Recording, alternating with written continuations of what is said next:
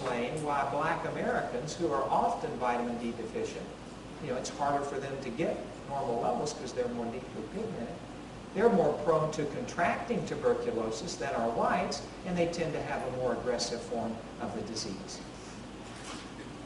What about cancer? We talked a little bit about that today. Vitamin D is responsible for helping to regulate cell growth and differentiation. It has an anti-proliferative, in other words, it suppresses abnormal cell growth and division. It reduces the actual blood supply into these abnormal cell colonies, increasing cell differentiation, apoptosis of cancer cells, and reduces cell proliferation and metastases. And this is why we now, in the medical literature, you'll see that vitamin D deficiency is listed as a risk factor for so many of these cancers: colon cancer, breast cancer, and so forth. And there are some of the cells, the different types of malignancies that have been associated with vitamin D deficiency: breast, ovary, colon, pancreas, lung, prostate, osteosarcoma, Hodgkin's, non-Hodgkin's lymphomas, melanomas. What about cardiovascular diseases?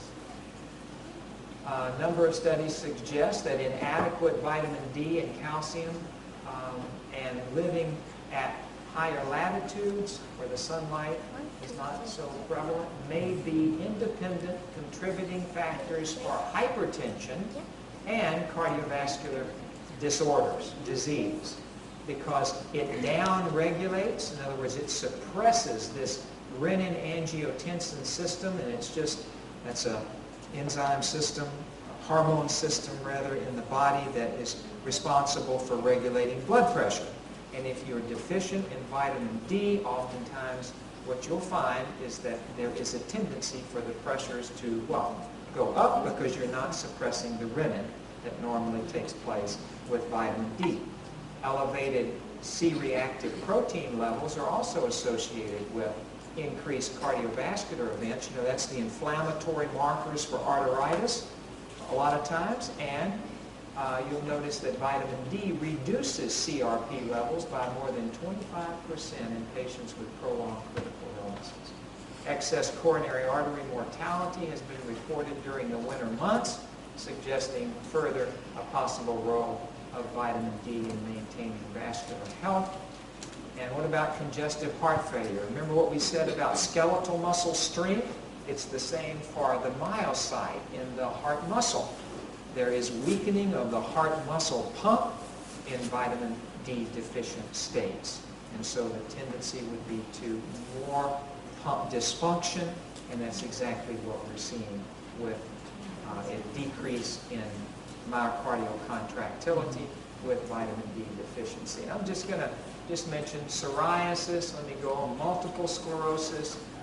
I don't have time for all these other diseases. Rheumatoid arthritis, inflammatory bowel disease, lupus, other autoimmune disorders, osteoarthritis, on and on and on. The literature now is just filling up with reports on how these diseases can be moderated and lessening your risk for these by adequate amounts. Vitamin D is also something that's important in preventing and treating type 2 diabetes and in preventing type 1. There's something, where is this, that I just wanted, it was to me so interesting.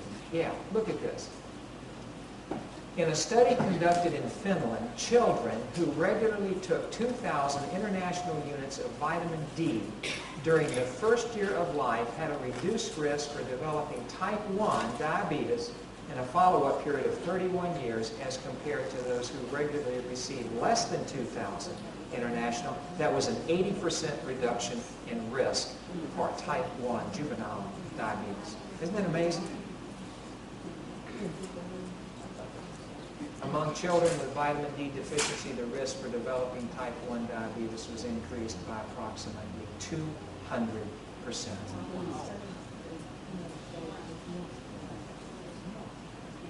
Type 2, the same way. It Vitamin D is responsible for helping with insulin production, and it decreases insulin resistance. Vitamin D deficiency then obviously associated with metabolic syndrome along with obesity and so forth. Schizophrenia, depression, it's the same. People have noticed this association between mental illness and vitamin D deficiency states. Pulmonary disease, increased risk for wheezing illnesses, bronchoconstriction. And now let's finish with this. Vitamin D requirements, treatment strategies. Ideal levels, you want to try to keep your level somewhere between the 40 and 70 nanograms per ml level. 3 treatment modalities: natural sunlight, artificial ultraviolet B radiation, that's your tanning beds, and your vitamin D supplementation. Those are the main 3 ways to get your vitamin D. Current recommendations will vary. Some you'll read 5 to 15 minutes of outdoor sunlight exposure between 10 a.m. and 3 p.m. during the spring, summer, and fall, several times a week. This is Michael Hollick's recommendation. For the frail elderly, darkly pigmented, 15 to 30 minutes several times a week. Exposure should include the arms, the hands, the face, or the legs, and this will provide about 90 to 95% of a person's vitamin D needs. When fair-skinned people sunbathe, well, we talked about that, I mentioned it. 15 minutes, 10,000 international units of vitamin D is produced in the skin. What about those individuals, though, without adequate sunlight? Recommendations from the Institute of Medicine. You can see how so much variability exists in the literature. Here they're saying 200 international units of D3 for children and adults up to 50.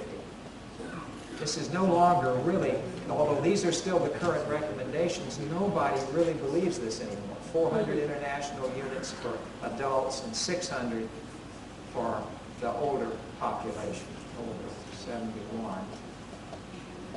Most experts now agree that without adequate sun exposure, children and adults require approximately 800 to 1,000 international units of D3 per day. That would equate to how much D2? Yeah, multiply it times 3. Okay. 3 times as much. Now, a cost-effective method of correcting vitamin D deficiency and maintaining adequate levels would be to give patients 50,000 international unit capsules of D2 once a week for about 8 weeks. And then you could follow that every 2 to 4 weeks to keep the levels up if these people are not able to get adequate sun exposure for whatever the reason. Now, D2 has been the only prescription high-dose capsule that we had, but now I understand they're coming out with D3, if you want that, in the capsules of 10,000, you make more, 5,000, 10,000, they have a 50,000, I think now. Alternatively, either 1,000 of D3 or 3,000 of D2 per day is effective in most persons, and that's from Michael Hollick, who's been one of the more foremost writers about vitamin D deficiency and replacements. In 4 to 6 weeks, then recheck a level to ensure adequacy of treatment. Ideal is 40 to 70. Summary: for those without adequate sunlight exposure, oral supplementation is recommended. D2, we talked about, less effective. For adults, vitamin D3, 800 to 1,000 of the D3 or 2 to 3,000 of the D2, and an alternative would be the higher dose, 50,000 international units of D2 every 2 to 4 weeks. Children, it's a little bit less. Let's see, is it 8? No, I think that's enough. Okay, we're hopefully on time. We started 10 minutes late? 10 minutes late. Okay. Any questions? We have 5 minutes of questions. 5 minutes for questions. I'll pass you up.